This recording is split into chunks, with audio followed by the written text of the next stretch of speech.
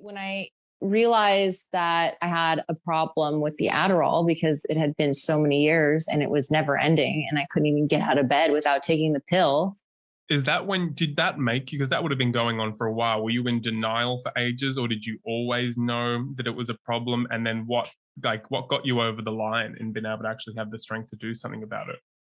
I guess I never necessarily saw it as a problem because it wasn't like I was taking a crazy amount of it, but I would take it every day to function. And I just thought, oh, it's a prescription medication. It almost became so second nature that I wouldn't even think about it.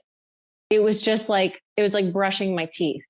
It was just a part of my life for so long. And I think what happened was I know what happened was that the more I got into wellness, the more educated I became, the more I would choose, expanders around me who I wanted to be more like, whether it was just embody more of this flow state or this ability just to be positive and loving and just sort of present in a way that I didn't feel that I was. And when I realized that, that's when I thought, wow, like I'm taking speed all day. How could that possibly put me in a flow state? I was gonna say, So, I didn't actually know what Adderall was when I was first talking to you, and I was like, okay, cool, some crazy American medication, and it's like, yeah, shit, it's speed. Speed for me yeah. makes me think of it being made up in a little back shed by a bikie gang in an old wok that's never been cleaned. So like I Oh, don't equate totally. speed with like that clinical. So you hang on, so it is prescribed in. Yes. And it says amphetamine on it. That's what it is. That's what Adderall is. So when people are like, I need Adderall, the doctor says I need Adderall. And I'm like, you don't have an amphetamine deficiency. Like, what is amphetamine doing for your brain? Like cognitively, I honestly want to know, what is it boosting in your brain? You realize what amphetamine is. So we actually walk through the ingredient that is in this medication. You realize it's not this like magical brain boosting drug. As I see countless clients come in here and it's no longer, all of a sudden they're gaining weight rather than losing weight. They can't focus for anything. They're suffering from chronic fatigue, but they're still popping speed every single day because it's just amphetamine. It's just like any other drug. You plateau on the drug, and also at a certain point, the drug's going to have a reverse effects because it's going to start to deplete your brain of dopamine. It's going to start to wear down your adrenals. It's going to start to cause a lot of gastroenteritis and upset in your digestion, just like anything else. Is it prescribed for ADHD or just for not getting out of bed?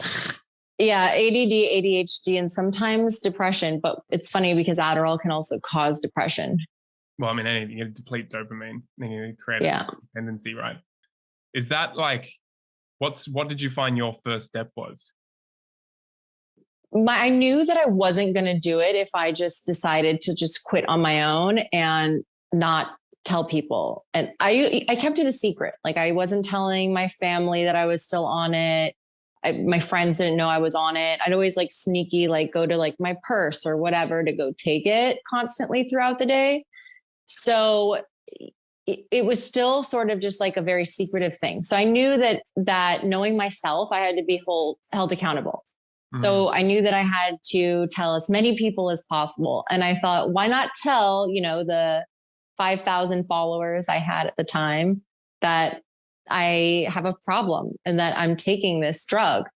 And that was the very, very, very first step. And I also knew that I was going to have to set myself up for eating very, very clean. I already knew all about like brain fog and the enteric nervous system in the gut. And just because of what I did for a living and my education around it, I knew actually what I had to do in order for myself not to feel run down. So I had set myself up for success. I had a bunch of groceries from the farmer's market lined up. I was ready to eat super clean. I had all of my brain boosting alternatives that I wanted to try out. And I also had a SOT chiropractor. So it's a sacral occipital technique. So basically just making sure I was structurally aligned. So enough cerebral fluid was flowing to my brain.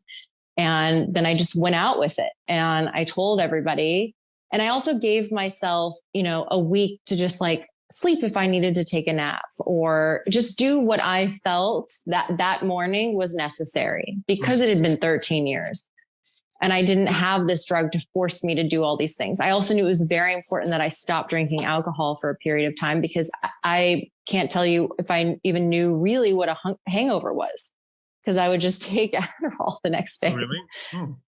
So I knew that I had to stop anything that was going to make me want to take the drug. And I started there. And then I just took to Instagram, and I actually it wasn't like live. It's not like I filmed it and then posted it right away.